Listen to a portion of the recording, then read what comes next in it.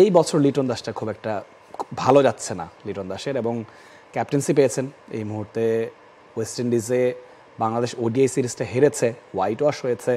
হ্যাঁ, শেষ ম্যাচটায় বাংলাদেশ রানে ফিরেছে, তবুও একটুখানি ব্যাকফুটেই কিনা ওভারঅল বাংলাদেশ টিম এবং লিটন দাস প্যারালাল কিনা এই মুহূর্তে। এক্স্যাক্টলি, মানে আপনি বলতে পারেন যে দুজনই ব্যাকফুটে, এবং সেই জায়গা থেকে ওয়ান ডেতে স্পেশালি লিটনের কাছ থেকে এক্সপেকটেশন ছিল একটু বেশি। সেই জায়গায় তিনি আসলে সেই এক্সপেকটেশনটা ফুলফিল করতে পারেননি। তবে এখন যেটা আপনি বলছিলেন যে সেটাকে একপাশে সরিয়ে আমাদের আসলে টি-20 ক্রিকেটের দিকে মনোযোগ দিতে হবে, এবং যেহেতু স্পেশালি তিনি ক্যাপ্টেন্সিটা পেয়েছেন, ফলে তার পারফরমেন্সের উপর আসলে অনেক কিছু নির্ভর করছে। তিনি যদি ক্যাপ্টেন্সিটা ঠিকঠাক করতে না পারেন কিংবা ব্যাটিংটা ঠিকঠাক করতে না পারেন, সেক্ষেত্রে বাংলাদেশ দলকে টি-20 সিরিজেও হয়তো ভুগতে হবে। কারণ আমরা দেখেছি যে ওয়েস্ট ইন্ডিজে আসলে 320 রানও ওয়ানডেতে এনাফ হয়নি, ফলে টি-20তেও হয়তো বা সেরকম রানই বাংলাদেশকে করতে হবে ম্যাচ জিততে হলে। বসুন্ধরা টিস্যুতে ছাড়ের ছড়াছড়ি। বসুন্ধরা টিস্যু নিয়ে এলো নিশ্চিত ছাড়।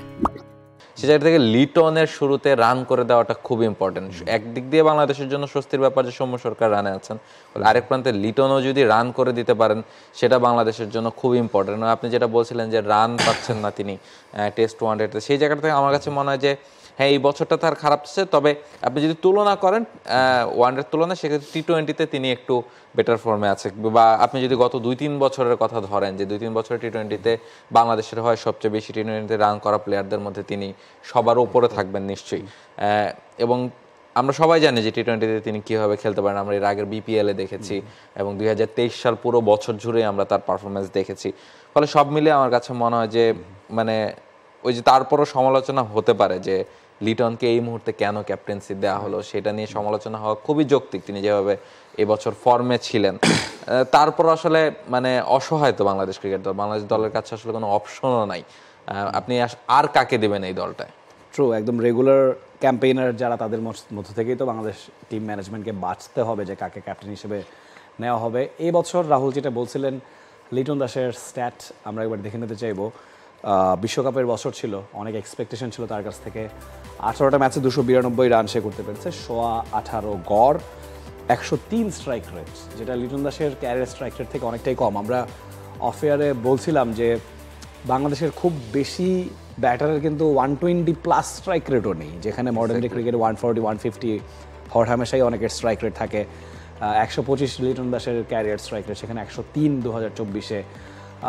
অথচ আগের বছরেই যদি আমরা যাই তো দেখতে পাবো যে লিটন দাসের একটা ভিন্ন চিত্রপট। লিটন দাস কিন্তু দারুণ ছন্দে ছিলেন 2023 সালে। 9টা ম্যাচে 323 রান, 40-এর উপর গড়, 137.44 তার স্ট্রাইক রেট, 250 ছিল, 83 সর্বোচ্চ রান ছিল। এই বছরটা খানিকটা ঘেটে গেল, এবং এর আগের দুটো বছরে গেলেও কিন্তু আমরা দেখতে পাবো যে 30+ গড়, এবং একটা বছর মানে 2020-এ 46 গড়ও ছিল। তো লিটন দাসের ফর্মে ফেরাটা আসলে আমার কাছে মনে হয় সময়ের ব্যাপার, খুব বেশি বেগ পেতে হবে না। এবং ওয়েস্ট ইন্ডিজের মাটিতে লিটন দাসের ওডিআই সিরিজটা ভালো যায়নি, এর মানে এই না যে টি-20তে সে ফিরতে পারবে না। ওয়েস্ট ইন্ডিজের লিটন দাসের ইতিপূর্বে আমরা ভালো করার রেকর্ড আমরা দেখেছি। তো সব কিছু মিলিয়ে ক্যাপ্টেন্সি পেয়েছেন, সেখানে অনেক বড় দায়িত্ব আছে, দল সামলাতে হবে। 2021-এ মনে হয় একটা ম্যাচ নিউজিল্যান্ডে মাহমুদুল্লাহ রিয়াদের অনুপস্থিতিতে লিটন দাস ক্যাপ্টেন্সি করেছিলেন, যদিও সেখানে তিনি রান করতে পারেনি, গোল্ডেন ডাক ছিলেন। বাংলাদেশ ম্যাচটা বড় ব্যবধানে হেরেছিল, 76 রানে বাংলাদেশ অল আউট হয়ে গিয়েছিল। কিন্তু একটা ম্যাচ দিয়ে তো আপনি আসলে বিবেচনা করতে পারেন না। আপনি কি যখন ক্যাপ্টেন্সি পাবেন একটা এক্সটেন্ডেড পিরিয়ড অফ টাইম, অথবা অন্তত একটা সিরিজের জন্যও যদি ক্যাপ্টেন্সি পান, তাহলে হয়তো বা খানিকটা বাজিয়ে দেখা যাবে, এবং সেই সুযোগটাই হয়তো বা এই মুহূর্তে বিসিবি নিতে চাইছে। এক্স্যাক্টলি, এবং সেই জায়গা থেকে একটা ইস্যু তো আছে। শান্ত নিজের ক্যাপ্টেন্সিটা নিয়ে কিছু মতামত বোর্ডে প্রকাশ করেছেন এর আগে। ফলে টেস্ট, ওয়ানডে, টি-20 তিনটা ফরম্যাটের জন্যই বিসিবিকে নতুন করে ক্যাপ্টেন্সি নিয়ে ভাবতে হচ্ছে। সেই জায়গাটাতে আমার কাছে মনে হয় টেস্টে মেহেদী হাসান মিরাজ বেশ ভালো করেছেন। ওয়ানডে ফরম্যাটটা হয়তো বা ব্যাটাররা সেভাবে রান করতে পারেন। এই জায়গাতে দেখতে হবে যে আপনার মানে প্রপার ব্যাটসম্যান যারা, যেই 2-3 জনের উপর খুব বেশি ভরসা করেন আপনি, শান্ত, মুশফিক, তাহিদ হৃদয়, তাদেরকেও ছিল না। ফলে সেই জায়গাটা থেকে একটা শঙ্কার জায়গা বা একটা তো ঘাটতি তৈরি হয়েছিলই সেটা। আর আপনি যেই স্ট্যাটটা বললেন লিটনের, সেটা আসলে প্রমাণ করে যে টি-20 ক্রিকেটে আসলে বাংলাদেশের তো আসলে সেই মানে টি-20 স্পেশালিস্ট কেউ নেই। তারপরও যেই 2-1 জন প্লেয়ার আসলে টি-20 ক্রিকেটটার রিদমটা ধরতে পারে তাদের মধ্যে লিটন অবশ্যই একজন, মানে তিনি যেদিন খেলতে পারেন সেদিন তিনি টি-20 রিদমে খেলতে পারেন। ফলে এমন একজন প্লেয়ারকে আসলে এই মুহূর্তে ক্যাপ্টেন্সি দেয়া বা তার উপর নির্ভর করা ছাড়া আসলে বাংলাদেশের আর কোনো উপায় ছিল না। আমরা এইটুকুই আশা করতে পারি যে তিনি টি-20 ক্রিকেটে রানে ফিরবেন এবং সেই জায়গাটা থেকে তার ক্যাপ্টেন্সির যে যাত্রা মোটামুটি আনুষ্ঠানিকভাবে তো এটাই শুরু। এর আগে একটা ম্যাচ আপনি বলছিলেন যে মাহমুদুল্লাহ রিয়াদের অনুপস্থিতি করেছেন, তারপরে একটা পুরো সিরিজের জন্য দায়িত্ব পাওয়াটা একটা বড় পাওয়া বা একটা বড় চ্যালেঞ্জ।